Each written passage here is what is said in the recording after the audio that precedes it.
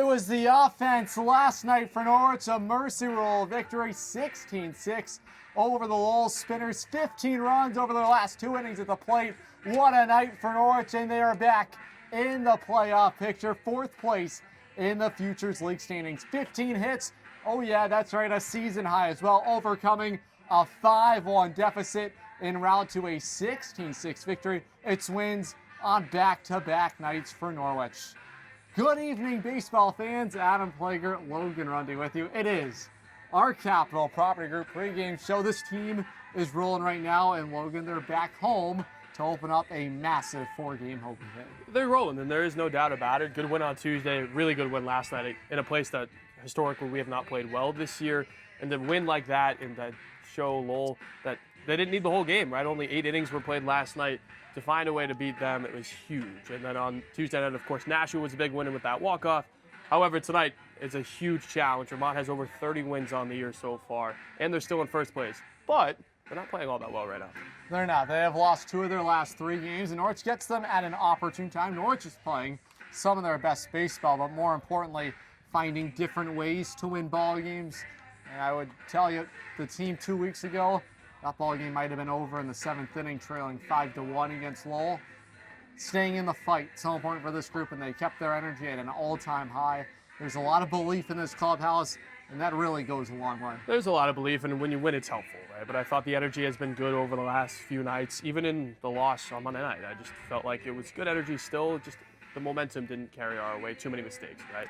Then you move to Tuesday. Of course, great energy on the comeback win, and then last night, really easy to do that when you put up 16 runs. Let's go back to that big win last night at Lowosha Park. The Unicorns get the job done in the Mill City.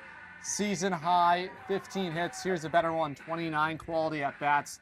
Everybody in the starting lineup recorded at least a hit. And how about some guys that haven't been in there as much? Jake Howlett, really nice day for him.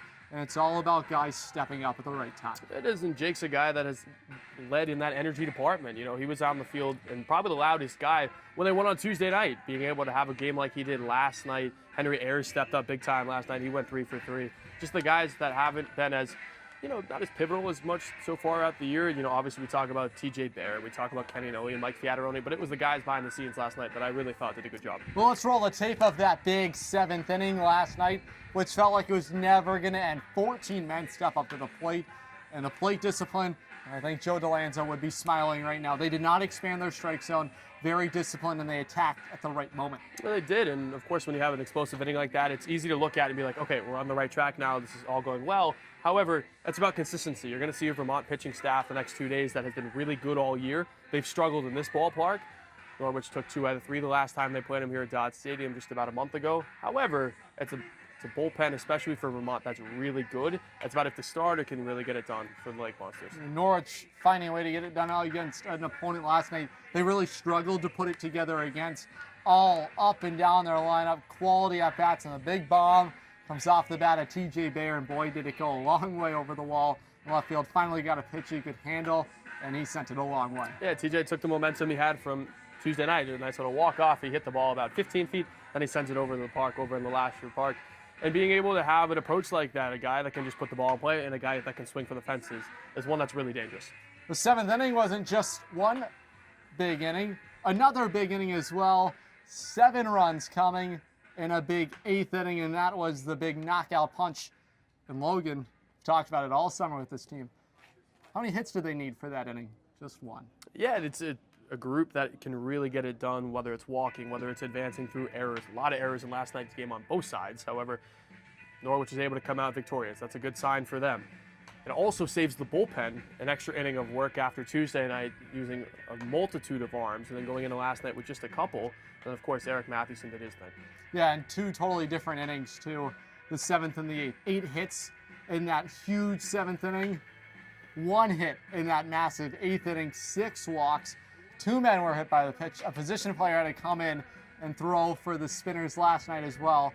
How difficult and challenging can it be for an offense where, well, you're hitting the cover off the ball in 1 inning, I think you're seeing pitches everywhere but the strike zone, but to not chase and not expand. It is different, but these guys are college hitters.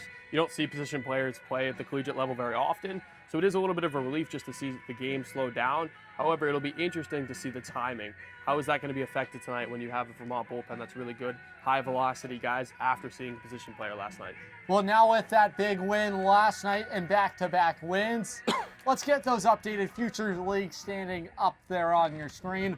Norwich has the tiebreak over Worcester, and they command the final playoff spot. They do for now, and it's about continuing to win. This four-game stretch plays all in Norwich's hands. Few tough opponents, and you have a team in Westfield on Sunday that you've played well against. However, they can give teams fits any day that they would like, and it comes at a time where Worcester is just simply playing probably the worst baseball they've played all year, but it's not going to continue. Worcester is going to find a way to step it up here in the next couple of weeks, and that's going to be important for Norwich to continue to win these games to create a buffer. As difficult of a challenge as it will be tonight, they see those Vermont Lake Monsters first place in the Futures League. And oh yeah, an 8.5 lead over second place New Britain, who has continued to win ball games. Nashua has played better as of late, 6-4 over their last 10. Norwich 19 and 22, just three games back of 500. An important series starting tonight. Worcester's lost 7 in a row. They're 1-9 over their last 10, and you certainly believe that they're going to start to reverse their splits a little bit over the next stretch. The Lowell Spinners have just one fewer win right now than Norwich, and they are a team on a rise. That's how meaningful last night's win was. That was huge, because if Lowell wins last night, then they jump, and then Norwich can fall as far as 6 in that situation. Obviously, Worcester losing is helpful, but again, it's a Worcester offense that's going to continue to grow. The pitching staff has been where the problems have led, a lot of runs, a lot of errors. However, the offense at this time of the year is going to carry because those pitchers' arms are going to get a little bit more tired. And for the other side of it, Lowell has a great pitching staff and a great offense. They just got out of the gate slow. I mean, they've been great over the last month. If they don't get out of the gate slow, Norwich can find themselves in a different situation. The Unicorns are playing a really good brand of baseball right now, and it has to continue over the next 4 games. I think 3 out of 4. Yeah, big stretch for Norwich, no doubt about that. The Futures League All-Star Game is only less than a week away now. How about we meet some of the All-Stars for the Norwich Unicorns, helping lead this group back towards that playoff push. We'll start with the 4 positional players who are going to find their way to the Gate City next week. TJ Bayer, let's start with the big name right now for Norwich. Certainly a fan favorite. He's been getting the job done. A fan favorite for a good reason, hitting the home runs, playing a multitude of different positions in the outfield. He's out more so in right with the departure of Caden Williamson at this point. He's been awesome all year and a mainstay in the top of the lineup. Yeah, he will get the day off today. A rare off day for TJ Bayer. So good for this group as of late. Hits in 3 straight games, batting now .306 on the summer. But that is a guy that can certainly change the dynamic of the game. Defensively sound, and he can steal some bags too. He can do a little bit of everything. He's a 5-tool guy, as we say here in baseball, and needing a guy like that, especially with a 6-tool that I'll add in leadership. He's been a huge part of the momentum shift, the energy, and when you have a hit like that on Tuesday night, it's a contributing factor. One other outfielder going to Nashua as well, joining TJ Bayer, is David Pengel. Sneaky good player for this group. He's really turned it on the last 2 weeks. Outstanding in center field, second-year future leaguer, and very much deserving of his nod. Yeah, he very much is, and at the beginning of the year, it was questionable, right? Some of the defensive plays in the outfield, the base running, the bat wasn't really working, but over the last month and a half, he's been nothing short of stellar. That outfield and center, I feel as if he's saved 10 to 15 outs here, at least here at home this summer with his speed, and then on the bases, he's such a threat. He was in the 5 spot the other night. He can go to the 9 spot if he needs. Versatility is going to be a huge part going forward. Yeah, he's a double leadoff hitter. He will play in that same role tonight, and that is a dynamic player. The moment he gets on base, well, you feel like he's going to turn the momentum of a ball game for this group. There's so many things well, and because of it, he gets selected to that All-Star game for Norwich, and arguably one of the dark horses for the turnaround for this group. I think a dark horse for sure, but he's also been at the forefront defensively. I think offensively, some of the statistics kind of sneak in the back, except that stolen base number, but he's such a smart base runner as well. reading pitchers, picking up certain signals from the base coaches. He just knows the game, and that's what's really going to carry you forward here, especially as the fatigue sets in later on in the summer. A couple of infielders getting selected as well. How about Kenny Noe? Let's start with him. He is the everyday shortstop for this group. The leadoff hitter, one of the leaders as well. Second-year Sea Unicorn, really hit well last summer. It was cut short due to injury, and this is a guy this group heavily relies on. Heavily relied upon for sure, and you get to see a full season of him healthy, knock on wood. Being able to steal bases, leader at the top, whether it be in the leadoff spot, 3, 4, that's where he's been really good. And then he just puts the ball in play. It's that simple. He just put the ball in play the other night, and the shortstop was able to just not make a play on it. And then he runs out a ball, and then obviously everybody knows what ends up happening. He comes in and scores the winning run on just a hustle play. Yeah, no doubt about that. And this is a guy this group really needed to step up in the worst way possible, and he has done that and so much more. Yes, at times maybe the defense has faltered him, but by the same token, boy, can he make some head-spinning plays defensively for this group, and that is what is exciting. You feel like every time he's out there on the diamond, something exciting will happen. Yeah, you mentioned the defense, and I think there have been a couple moments this summer, including one earlier this week, that are head-scratchers. However, it's a tough defense to play with that left side, with a certain hops that can kick on the field, the way the ball moves here with the thinner air here at Dodge Stadium. You got to give him a little bit of grace in my mind, and he's made some incredible plays to make up for it. And how about his ability to switch hit? Yeah, it's great. I mean, he thinks he's better from the left side. I tend to agree with him, but being able to put the ball in play from the right side has been a strength, and the strikeout numbers are way down. Yeah, he is a big part of this offense, but nobody bigger than this big name right here, Mike Fiataroni. Not just the top player here in Norwich. The numbers certainly speak for themselves.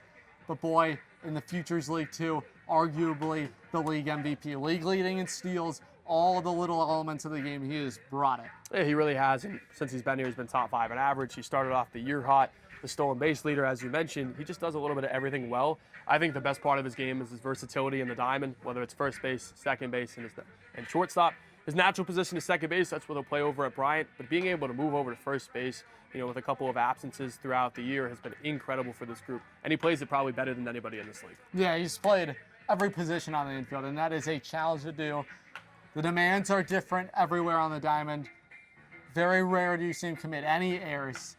Most importantly, he's helped save a couple of runs too by his play on the defensive side. The bat has been sensational. But boy, when you get plus defense, no matter where you stack him in this lineup, that is a treat to have. Yeah, the Futures League is all about defense. I think there's a lot of offensive talent in this league. However, I feel as if you can play really solid defense, it sets you apart. If you look at kind of the error numbers this year, they're a little bit up from previous years. Just there's more emphasis, I think, on the offensive side of the ball, and the defensive mechanics can go away at times, just the way it's being taught for this generation of guys.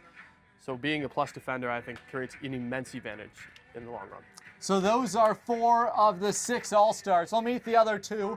They're out there on the pitching mound. Big part of this group. It's up right after this. Sea Unicorn fans, want to watch the Sea Unicorns like a VIP? Book a Dodge Stadium luxury suite, perfect for business outings, birthdays, or a night out with friends. Enjoy indoor and outdoor seating, a flat screen TV, your own private server, and the option to pre-order from our catering menu, all while catching every pitch in comfort. Order your luxury suite today for just $500 for up to 20 guests, or go big with a double suite for $900 and bring 40. Don't miss out. Call now, 860-887-7962 and reserve your suite today. If you own rental property around here, you know how fast tenant calls, repairs, and rent collection can pile up. That's where Capital Property Group comes in. They handle everything: tenant screening, rent collection, maintenance, repairs, and day-to-day property and association management. Whether it's a long-term rental or a short-term property, they make ownership simple and stress-free. You own the property. They handle the headaches. Learn more at mycapitalteam.com. Capital Property Group, simplifying property ownership. We're really looking forward to the possibility of working together. Absolutely, we believe this could be a great partnership. We're keeping the good times rolling on the Sea Unicorns Capital Property Group pregame show. Adam Plager, Logan Rundy with you as always. This team is feeling good right now, but how about some pitchers to feel good about? Adam Carpenter seals that victory last night in Lowell. Who else do you want to go to? This is a guy, sub-3 ERA, 7 consecutive scoreless innings. and he's come in some big moments. Yeah, he's been awesome. He came in the other night. He came in last night to steal a game, and he struggled to start on. We were thinking to ourselves, man, why is he struggling so much? He's a guy that is really plus stuff. And it was similar to what David Pengel was going through, just trying to get his feet wet here in Norwich. But ever since that's happened, probably about over the last month, he's been stellar. The fastball has been working. The ground ball has been induced. The strikeouts are here and there on occasion, which is exactly what he pitches to. Everything has been working. Yeah, he is a special player to watch. Most importantly, you never know when you're in the bullpen when your name is going to get called. He knows he's not a ninth inning guy. More times than not, he's part of the group building the bridge to the back of this ball game, and that's so important to have guys that can get you 3 to 6 outs. Yeah, he's probably the foundation of the bullpen, right? You have the guys that close, like Sean Flannery, and the next guy we'll talk about here in a second. But then you have Adam Carpenter, who can come in the 5th, the 6th, or the 7th inning to set those guys up. And as you mentioned last night, he can close out games when he needs to. Yeah, he got the job done last night. Here is that other All-Star, Jack Scholes. Boy, are you kidding me? Catholic product. ERA starting to dip a little closer to 2.9 after the last stretch for him. But how about that last outing for him? I know he came in a spot, we haven't seen him, Norwich trailing, but he gave them 2 2/3 of an inning. Very rare to see one of your closers give you 8 outs. It is rare, but through my conversations with him over the year, he is used to usually throwing 2. So obviously 2 2/3 is a little bit more outs. However, it's really not. If you think about it, it's probably anywhere from 8 to 10 pitches. So finding a way to go back to what he used to do in the spring, pull it in here in the summer, especially with that arm probably starting to, break down a little bit as the season goes on, to give a performance like that, like he did the other night, was incredible. How about the strikeout numbers for him? It feels like more times than not when he needs to get the strikeout, he's getting them. He is, and that's part of his game. At Catholic, he gets a lot of strikeouts. He's a huge arm at that university. And here it's a little bit different. You see more Division I talent. You see guys that put the ball in play more. But when he does get those strikeouts, it just shows how comfortable he is. He's a big part of this group, ERA 2.93, but 4 saves as well. He's a huge part of the back of this bullpen. Norwich certainly going to rely on this group of 6 in the second half of the summer. It's always, who better to talk to than some All-Stars coming up. Big series as well against Vermont. It's the Clubhouse Report with Zach Gitcher. Welcome to the Clubhouse Report with manager Zach Gitcher. Logan Rundy alongside with you. Great game last night, at least in the later stages. 15 runs over the 7th and 8th inning last night. What does it mean for this offense to show up like that? I think it's a good confidence boost for them. They've been putting together really good at-bats. Obviously, early in the game, we made some mistakes on the bases. I think that's what hurt us. A couple times we got picked off, or we got thrown out stealing, or whatever the case was. And again, like I've talked about this group a lot, the biggest thing that we can have moving forward is just resiliency. And I think this group is showing it. Yeah, we're back into a playoff position here, tied with Worcester for that 4th spot. Over the last week, you've seen a lot of resilience from your group, whether it's coming from behind in games or just trying to get more energy in the dugout. I feel as if there's a huge shift in energy. What have you seen over the last week? Yeah, I would say I think energy shifts normally when you're winning and you're playing better baseball, and I think our guys are starting to play a lot better baseball. And they're coming together at the right time. I've talked a lot about it, that this is the time where it really matters, right? Towards the end of July, right before or after the All-Star break is where it really matters, when you're coming together, because that's when the home stretch is, that's when other teams' guys leave. So hopefully we've built a culture here with these guys, and they have a good relationship with each other and us, that they want to stick around, and then we roll into the playoffs. Yeah, absolutely. There's 4 games here right before the All-Star break, all of which are at home. What are you looking to see from this group this week? Yeah, I think we got the first place team coming into town these next 2 nights, and I think we've played them tough all year. We just got to continue to do that, and we'll put ourselves in a good position to succeed. And then, we play Lowell again, who's been tough with us all year, and then we play Westfield, who we've had some success against. But they're all really good baseball teams, and I think at the end of the day, it's just comes down to those 3 things: play good defense, pitch it over the plate. Last night we struggled a little bit with that, and then obviously put together really good at bats. So I think if we do those 3 things and bring the juice, we'll be in a good spot to win. Yeah, absolutely. Bringing the juice is going to be important. First place Vermont. They have over 30 wins on the season so far here, right before the All-Star break. This has been the Clubhouse Report with manager Zach Gitcher. Well, the energy we've talked about for this group is so important for Norwich. Well, how about we meet the starting 9, trying to provide that same spark once again tonight. It's already game 42 of the summer, and right at the top, why would you take him out? Kenny Noe going to try and start the train here today. Tyler Jones gets back in this lineup. Important game for him. You know he really wants to get going. Yeah, Tyler Jones has started his career here in Norwich more in the middle / the bottom of the lineup. It'll be interesting to see him here in a 2 slot, right behind Kenny Noe. I think it's going to be a good move. Guy that puts the ball in play a lot. Henry Ayers, hitting streak continuing for him last night. Looks like he's really seeing the baseball well. You mentioned it. Hitting streak continues. Futures League player of the night last night on the offensive side, 3 for 3. Had a run in there as well, being able to contribute in all different ways, running the base pass, putting the ball in play, and of course, just getting the hits. That's all they need at this point. Who else would you want batting cleanup than Jackson Powers? Another RBI hit for him yesterday. Boy, he has crushed Lowell, but a different opponent tonight he has not seen in some time, as is this group in the Vermont Lake Monsters. How do you keep that same success going? You can't focus on it. That's the big thing. Take one at bat at a time. The opponent shouldn't matter in your approach. It should be the situation, it should be the pitcher. And after that, you got to do what you do best. Carter Grand will bat 5th today at second base, and Taylor Kaufman back in the starting 9. He's in right field with no TJ Bayer. This is a guy that has been a streaky player for Norwich. Another important game for him today. Very important. You mentioned, he's streaky. Having the offensive attack be a little bit more prevalent would be great for this group, especially with some power in the middle of the lineup. You mentioned Carter Grand, who was great the other night. Started that rally in the 7th inning with the double. 2 guys that are streaky. However, when they're on, they're on. Jake Hallett, he was on last night, no doubt about that. He will hit 7th and arguably his best night of the summer. It probably was, as you mentioned. I think Jake just showed some composure all over the field last night.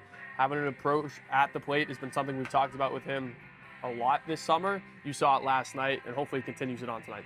Paul Calandrelli will hit in the 8th place spot, a guy who has been in and out of the lineup. He will catch Jacob Snyder. A battery combination we have not yet seen. What do you want to see from PC? PC just got to block the ball well and call a good game. Snyder is a guy that rides high on emotion. He's a two-way as well, which makes things challenging. He doesn't always throw every day. Make the game easy for Jacob Snyder by calling a good game, and of course, just keeping the ball in front of you. Some guy that's made it look easy is David Pango back in the number 9 spot. The All-Star as well, trying to turn over that lineup card for the Unicorns. Take another timeout, our final one on the Capital Property Group pregame show. On the other side, we'll talk a little catching with Bryce Miller. Unicorn fans, want to watch the Unicorns like a VIP? Book a Dodge Stadium luxury suite, perfect for business outings, birthdays, or a night out with friends. Enjoy indoor and outdoor seating, a flat screen TV, your own private server, and the option to pre-order from our catering menu, all while catching every pitch in comfort. Order your luxury suite today for just $500 for up to 20 guests, or go big with a double suite for $900 and bring 40. Don't miss out. Call now, 860-887-7962, and reserve your suite today. If you own rental property around here, you know how fast tenant calls, repairs, and rent collection can pile up. That's where Capital Property Group comes in. They handle everything: tenant screening, rent collection, maintenance, repairs, and day-to-day property and association management. Whether it's a long-term rental or a short-term property, they make ownership simple and stress-free. You own the property. They handle the headaches. Learn more at mycapitalteam.com. Capital Property Group, simplifying property ownership. We're really looking forward to the possibility of working together. Absolutely. We believe this could be a great partnership. What's going on, everybody? Welcome to the bullpen. Logan Rundy with you, and one of the catchers for the Norwich Unicorns, Bryce Miller. Here we're going to talk all about framing and the blocking. Get a little crazy here in the summer, but with composure behind the plate, it all can get done. We'll start right here. So let's get behind the plate for me. Yeah. We're going to work inside, outside, up, and down. Okay, so if I'm talking up, right, how are you rotating your glove to bring the ball inside the strike zone? Yeah, so with the high pitches, I like to, get in my setup nice and easy, my kickstand, and then when the pitch is coming in, all I try to do is get my pocket kind of above the ball. So when I get it above, then I can snap it back down. Right, that's exactly right. It's Right kind of there. like a small motion right there. Yeah. Yep, so put your glove up for me again. Big mistake that catchers do is they try to meet the ball first, which is fine. You can meet it first, but then they try to do all this stuff with their hands. What is your advice? I would say as you get comfortable and confident with your pitchers and knowing how their pitches go, you learn to see like, oh, some guys have rides, some guys have sinks. So getting used to how pitches move and being able to receive them right in the pocket right here is where you want to get it. So Exactly. yeah. The big thing is, right, we don't want to react. We want to be active first. So you want to be able to meet the ball. So like Bryce was saying, you have to find a way to learn your pitchers. The big thing that people do is, they stab at it and then they try to bring it in. Big mistake, right? What's your approach to meeting the ball first? Yeah, so like I think the biggest one is the outside pitches or even the inside pitches, but it's kind of a fluid motion. So I mean, I think everything you do in baseball has got to be somewhat fluid. You know, your swing, pitching mechanics at shortstop, center field, catching. So with the outside pitch, I always like to kind of receive the ball when it's coming in with my glove going into the zone instead of, like you said, kind of jabbing at it, then doing a two-part motion. So it's more of the, like I said, finding the plane and then getting your glove on plane with the ball. So when you're closing your glove and bringing it back in, it's that little bit of bringing it back in at the same time as you catch it. Sure, we talked up and away. Let's talk inside, right? There's a little bit different of a rotation. How do you approach inside pitches, especially because the batters are always in different places? Yeah, I think inside pitches are the ones that I've worked on the most recently. Just sometimes I would kind of, dumbbell the pitch, but I would say it's kind of like throwing a left hook. Got it. So when you see the pitches coming in, you want to always beat it to the spot, because if you catch it back here, you're not going to have any chance. So when you beat it to the spot and you get that little left jab in, that's where you kind of stick the pitch right there. Like, you don't need to bring it all the way to the middle. Right. You just need to present it. So if it's on the black or half a ball out, you just got to catch it and leave it right there on the black so the umpire can kind of, trick them and frame it and think it's a strike. So yeah, it's a huge thing that people don't realize. When you beat the ball first, if I'm down here and I'm meeting it of all my motions pre-pitch or even as the ball's coming in, it looks like you never move your glove. That's the big thing.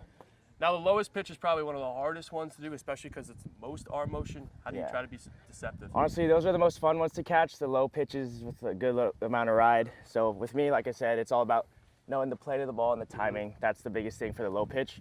So with the low pitch, I always try to keep my glove as low as I can for as long as possible. Then you work up with it, and I try to get the ball to go right like on this lace right here. So get the lace under the ball. So I always go here and then work through it, and then bring it up, not fully extending my arm because then I'm not strong there, but then I'm also not strong here. So it's kind of that perfect, a little past 90. That's where I'm strongest to stick the ball and hold the frame. Absolutely. That's all the ways you would frame a baseball. However, the other part of catching that we'll talk about at least today is the block. So let's get down in your stance, your one knee approach. It's a little bit different for you. On base, let's start there. Are you on that one knee, or do you start kind of in the catcher's crouch? Yeah, so with guys on base, you gotta give the signs. So I'm always here, same thing, glove on the blocking the left knee, and then giving the signs, change up, fastball, whatever. And then I've been a kickstand guy since last year, and it's been a really good work in progress. So I've made a lot of huge strides with it. So the biggest thing with blocking with the kickstand is that last year I would have my left leg in. So then when there's a ball away, I would have to move my butt up and around. Yep. But then when you do the kickstand, you can just shift your weight without moving your butt, so then you can get that block. Kind of as in the game I was catching Tabit. There was one to my left where I slid really smoothly because the dirt is nice and taken care of. Yeah, so it's all about using like your body positions, kind of like wrestling. So. Absolutely. Well, it's great to go behind with one of the best catchers here in the Futures League. You've been behind the plate with Bryce Miller and myself, Logan Rundy. Great stuff out there, Bryce Miller. This is a guy who has had a lot of fun. We've enjoyed watching him in the Rose City this summer, but a team that has had a lot of fun is the Vermont Lake Monsters, and they make their way back to the Rose City. 2-game set starting here tonight. Let's get those numbers on your board. 30-12. Through their first 42 games, and by a long shot are in first place in the Futures League, and they are also first in many other categories offensively. Their bats lead them this summer. Team batting average 278, nearly a 280 as a team.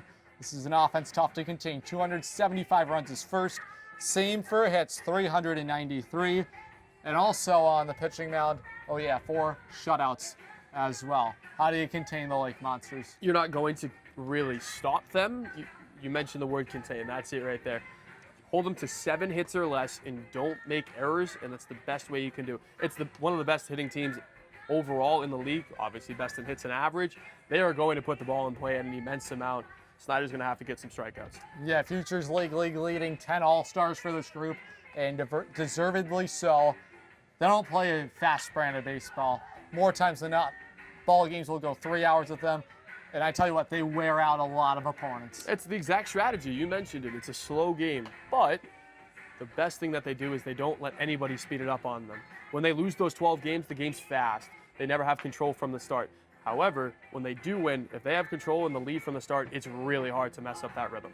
No doubt about that. So let's talk a little winning combination. Our recipe, as always, it is your locks to victory on a Thursday night. Yeah, number one is repeat it. The offensive performance last night was the best it was all summer, I thought, in the 7th and 8th inning. Do it again. What's stopping you from doing so? You clearly have shown you can do it. Might as well repeat it on back-to-back nights. And number two is think the game. Another 4 errors last night. Just simply cannot happen. Can't do that against this team. They cannot, right? A team that leads the league and hits an average, they are going to make you pay. Got lucky last night that Lowell didn't do so.